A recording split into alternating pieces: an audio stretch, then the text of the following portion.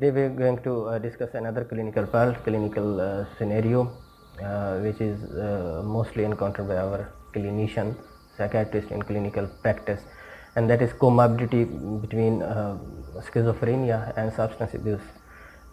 Substance can be of any type, especially cannabis, for that matter, morphine, heroin, cocaine, alcohol, but mostly that association is discussed with in relation to cannabis and schizophrenia.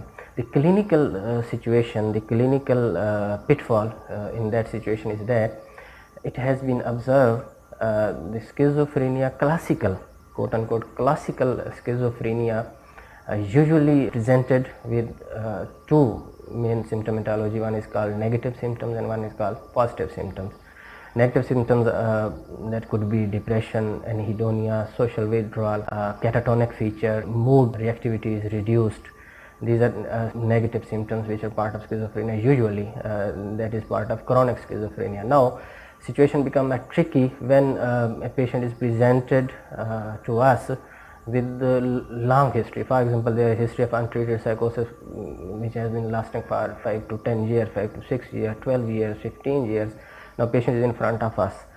Clinically, now when we start assessment, in back of mind we tend to think that this is chronic schizophrenia, and chronic schizophrenia is usually classically represented by negative symptoms. But in this patient we usually do not see negative symptom. There is no such marked blunting of effect.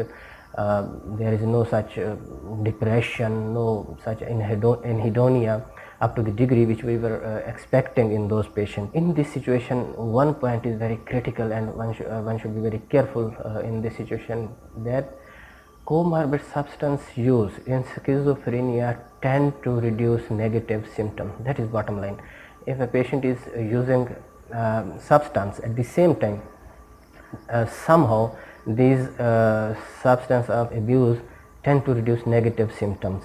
That's why these patients are not represented by typical negative symptoms, and we should not be tricked away from that clinical situation, and we should be focused that this is due to concomitant use of substance abuse, that is confounding the picture.